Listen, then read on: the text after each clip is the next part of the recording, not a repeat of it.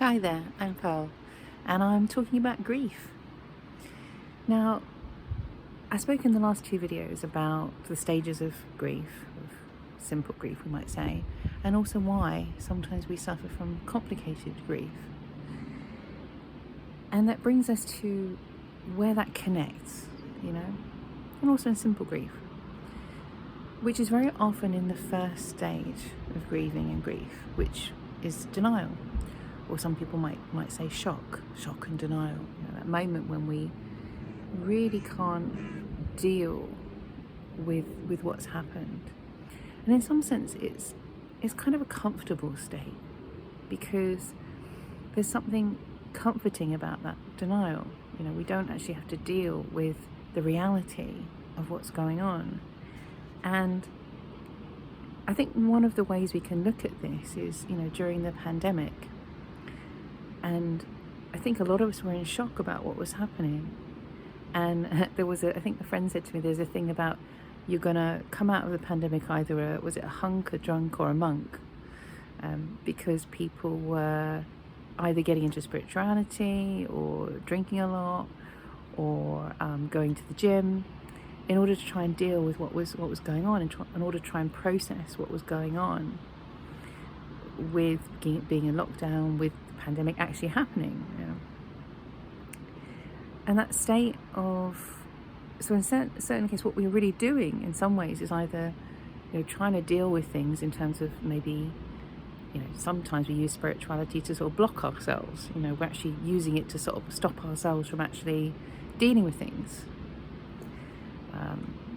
Like I said before, I think about meditation, we can sometimes use it as a drug to block things out, instead of dealing with things.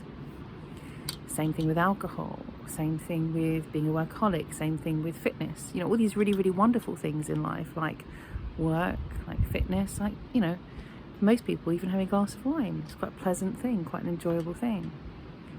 But what happens is we take those things and we use them as drugs. And that's a really dangerous place to be, in terms of denial, that we use all these things. And in so doing, what we're doing is we're doing something that's harmful to ourselves, but also it's harmful because we're not allowing this process to happen. We're not moving through our grief. We're staying stuck. And so we're really harming ourselves because we're not allowing ourselves to get on with life. We stop ourselves from living because when we start living, what I talk about with Fear of Success, when we're doing, having, or being the very thing that we want to do, have, or be, even if it's something as simple as going to the beach, or going for a swim, or dancing, we hold ourselves back from those things. And instead we'll just go and have a glass of wine, or we'll go and do some work, or we go to the gym, or, we do something that stops us from feeling alive. And that stops us from feeling alive, and it stops us from living. And so I always say that, the best way to enjoy life is to live, which sounds really crazy, doesn't it? That sounds like the stupidest thing you've ever heard. But it's about feeling alive. It's about feeling alive and enjoying life, because then we have our emotions, then we're human. We feel all our human emotions, and it's just the most incredible experience.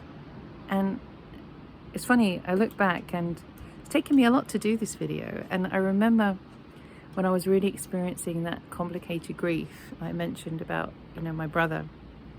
And I was in Florida, and I had, been through convention. And I went to the east coast of Florida, and I went to a beach, and I got to this hotel. It was a really wonderful hotel, and I put all my stuff down, and I walked all the way down the beach. It was a really amazing beach. And all the way I walked down the beach, there were lots of people on there, fishermen and people hanging out. And I walked down the beach, and not a single person spoke to me, said hello to me, anything. And I got down to a place that was empty, and I sat down, and I was sitting cross-legged on the beach, and I just sat there and I just let it all out. And I just remember the pain, the physical pain And I remember when I was sort of crying it all out, and I remember thinking, there's so much pain, it really feels like this could kill me. It felt like a physical pain through my whole body. And I really remember that. Obviously, I remember that moment sitting there and just letting it all out, and just having the strength and the courage to allow myself. And it was a beautiful spot, no doubt, most beautiful place, coming up to sunset, and just allowing myself to break, really, to break open and let it all out, and just cry my heart out, and allow that physical pain as well. And I really couldn't believe the strength of that. I couldn't believe that I had been holding that and walking around with that in me for such a long time, for really, getting on for 30 years. I've been carrying that around. And it's amazing how different we feel when we finally let go of these things that we've been holding on to. And what I remember is when I finally got up, and I walked back up the beach, to the hotel, every single person on the beach said hello, good evening, hi, And I remember that I thought, people are really sensitive, and they know. And as I was walking down, it was like they could all sense that I was in that kind of state, that I just needed to be alone. I needed to grieve. And when I came back, it was like, hey, how are you? And I think sometimes we have this idea of humanity and people, that we're ignorant and we don't care. And I just remember that as a real beautiful time of knowing how much people care. Really, they really do. But a lot of times, everyone's rushing around doing their own thing. And on the beach, maybe people are just often a little bit more in touch, and in touch with nature. And when you're in touch with nature, you're in touch with being a human, because we are nature. And it takes a lot of courage and a lot of strength to sit down and really allow ourselves to grieve. And it's a powerful thing, a really powerful thing to do, to address that grief if you're feeling it. And there's a very big difference, and I advise you this. Allow yourself to grieve, but recognize the moment that it becomes wallowing. And as soon as you find yourself wallowing, just stop and go and do something else.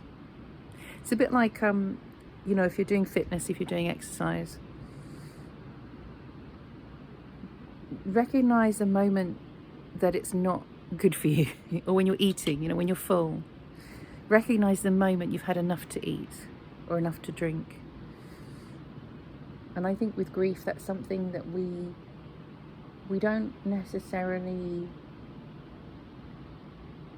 encourage ourselves socially in our society. We don't necessarily encourage ourselves to learn to grieve healthily, to a natural, a healthy amount. And we can't grieve in one day. We cannot. I always say that. You can't grieve in one day. It's like you can't get fit in one day. You can't learn to be a doctor in one day, or learn to be a shaman in one day. It takes time. So you go out in the morning or the evening or wherever, whenever you've got the energy and the courage, allow yourself to heal. Have the courage to face your feelings. And life gets so amazing when you allow that, because it takes so much energy to hold those emotions back, to carry all that weight. So when you let it go, it's, you come back to life. You come back to yourself, and you realize how wonderful you really are. You are wonderful. We all are. Sometimes we're just using so much energy to hold back the grief that we don't have energy to live. All right. Take care. See you soon. Got another one soon. Okay. Bye.